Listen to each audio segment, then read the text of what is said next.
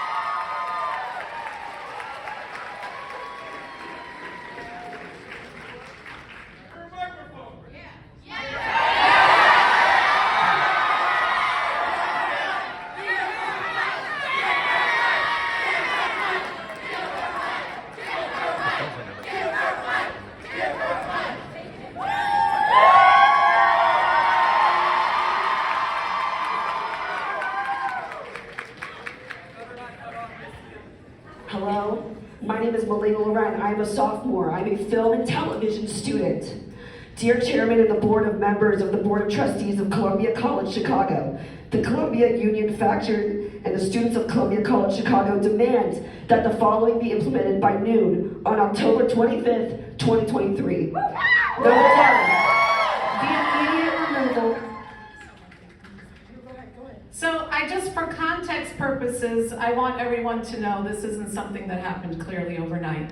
This is something that's been going on for way too long, and there's a series of events that happened that attacked the part-time faculty union, the majority of the faculty here, who work without health insurance, who don't make a minimum living wage, who are the majority of the faculty at Columbia College Chicago, who are represented by a union, who this administration has repeatedly over and over decided to have legal maneuvering and tactics to ignore this union, to bypass this union, and then 2 weeks before the semester began, announced, didn't come to the union, didn't notify the union, didn't notify the students, and they were going to remove approximately 350 classes from classes that were enrolled, classes that were filling, classes that were going to be going and classes that students needed and wanted, most importantly wanted.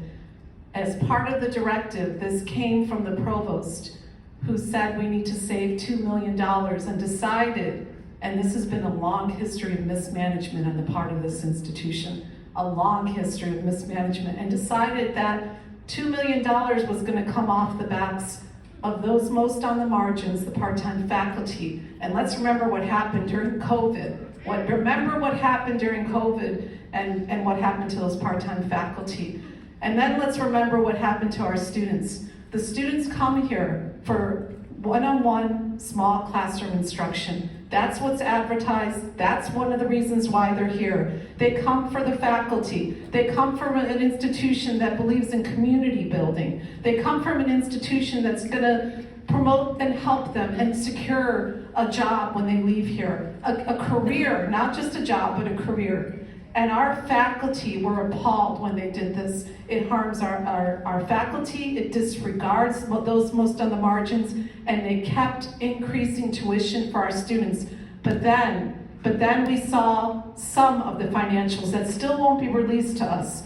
And the financials that we can see, because they're public, what we noticed was that there was a few people at the top who made this decision, by the way. It was not all the stakeholders, it was none of the stakeholders, it was a few people at the top who made these decisions, all of whom are making grossly overpaid salaries, while all of us are paying tuitions that are going up for less quality of education, for increasing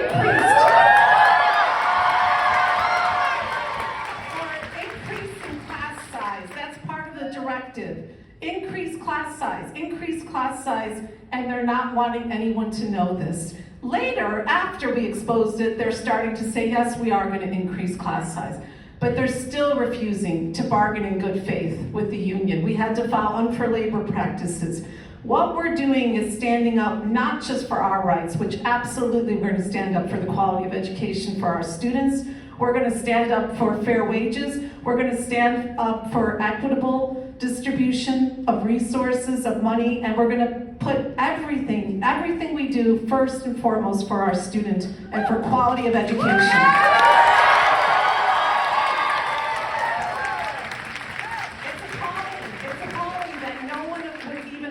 With the union. What does that tell you? We're working with an institution who is anti-union. What does that mean? What does that say to our students? And this is something that really pushes me over. A lot of things do, obviously. But faculty, the part-time faculty, there are so many part-time faculty that are alumni.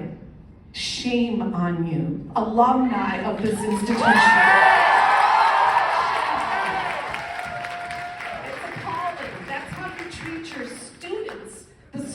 That you gave them degrees and then they become part-time faculty, and this is how you disregard them. This is a disregard for all of us. It's a disregard for everyone. We do this work, we're doing it across this country. Why? Because we have to protect the middle class. We have to make sure that people at the top aren't making all this grossly overpaid income at the expense of everyone else. That's what's happening.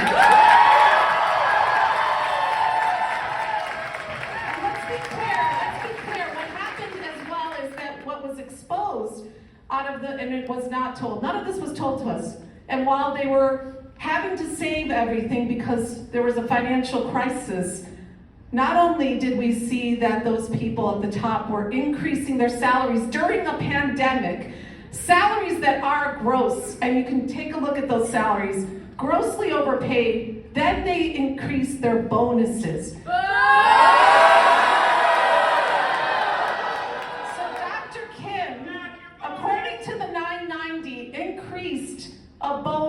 Increased a bonus of over $240,000. And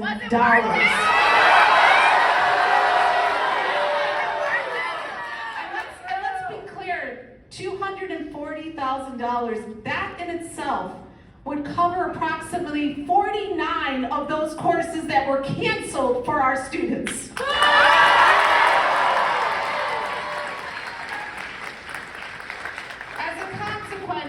Years of mismanagement. mismanagement. Again, I want to make it clear, this is not just one. This is a consistently mismanagement on the part of this college that has put us in a place that they claim there's a financial crisis. We all know that every time a union goes into bargaining, there's a financial crisis happening at our institution. So we have come together, we said no more, no more. All of us came together and we said enough is enough. And this time, this is the demands, and we have a deadline of when to meet these demands. And the students came together and they have self-selected some students that represent the entire college, every single department.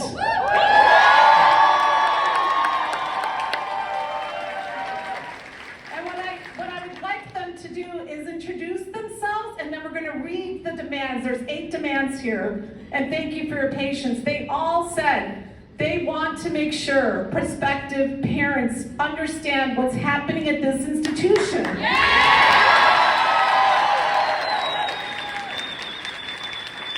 we can do something about it. We love this school.